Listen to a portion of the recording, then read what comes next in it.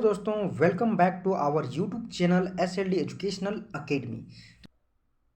तो चलिए दोस्तों, आज हम लोग देखते हैं जो आपका वीवीयू यूनिवर्सिटी है उसके द्वारा जो आपका पेपर सिलेक्शन का जो आपका लिस्ट आया है उस लिस्ट को समझते हैं और देखते हैं कि आपको किस पेपर के अंतर्गत जो है वो आपको कौन सा सब्जेक्ट को सेलेक्ट करना है। ठीक है, आप लोगों को बता दें दोस्तों कि आप लोगों को जो है यूनिवर्सिटी के द्वारा जो है आपको पेपर सिलेक्शन का जो है वो लिस्ट को प्रोवाइड कर दिया गया है। वेबसाइट पे भी आपको मिल जाएगा। ठीक है, और ये जो आपका लिस्ट है वो आपका ऑफिशियली लिस्ट है। ठीक है, तो देखिए कौन सा पेपर के अंतर्गत जो है आपको कौन सा सब्जेक्ट को सेलेक्ट करना है। ठीक है, यहाँ पे जो फर्स्ट में है वो आपका है स्ट्रीम। ठीक है, उसके बाद पेपर है आपका मेजर पेपर, फिर माइनर पेपर, फिर एमडीसी पेपर और एसईसी पेपर, उसके बाद फिर एईसी पेपर। ठीक है, तो आप लोगों को पता है कि स्ट्रीम जो है वो आपका है साइंस स्ट्रीम, सोशल साइंस और फिर ह्यूमैनिटी और फिर आपका जो है वो कॉमर्स। ठीक है, तो ह्यूमैनिटी के अंतर्गत जो है वो आपका कौन कौन सा पेपर आता है, आपका आता है फिलोसफी,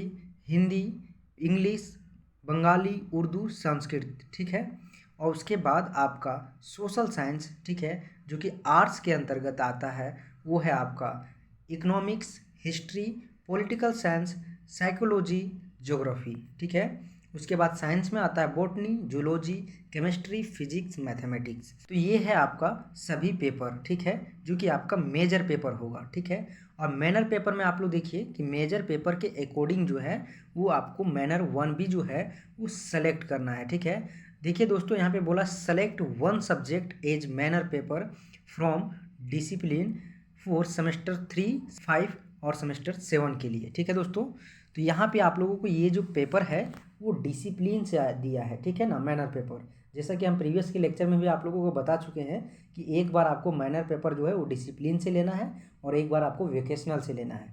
तो ठीक उसी तरह जो है आपको सेमेस्टर 3 में डिसिप्लिन से सेलेक्ट करना है। ठीक है, उसके बाद एमडीसी पेपर देखिए दोस्तों, एमडीसी पेपर जो है आपको यहाँ पे दिया हुआ है और एमडीसी पेपर के अकॉर्डिंग लेना है आपको। जो आपका मेजर पेपर है और मैनर पेपर है उसी के अकॉर्डिंग आपको यहाँ पे एमडीसी पेपर दिया हुआ है। ठीक है, फिर एसईसी 3 पेपर जो है आपका, इस पेपर के अंतर्गत जो है आपको बहुत सारे सब्जेक्ट का लिस्ट था, लेकिन यूनिवर्सिटी के द्वारा आपको एक ही सब्जेक्ट को प्रोवाइड किया गया है कॉमन। ठीक है, सभी स्ट्रीम का, आप बीएससी कर रहे हैं, बीए कर रहे हैं या बीकॉम कर रहे हैं, ठीक है, को जो है वो डिजिटल एजुकेशन पढ़ना ही है। ठीक है, एसईसी 3 पेपर में। ठीक है, और एक आपका लैंग्वेज पेपर था जो कि आपका एईसी 3 पेपर है। ठीक है, तो इस प्रकार से जो है वो आप लोग देख सकते हैं कि आपका स्ट्रीम के अकॉर्डिंग कौन कौन सा पेपर आपको जो है वो मिला हुआ है। ठीक है, और इसी के अनुसार आपको जो है वो पढ़ना है। ठीक है ना, तो हमारे साथ इसी तरह कंटिन्यू बने रहे दोस्तों। फिर मिलेंगे हम लोग एक नए वीडियो में, तब तक के लिए आप लोगों को बहुत बहुत धन्यवाद।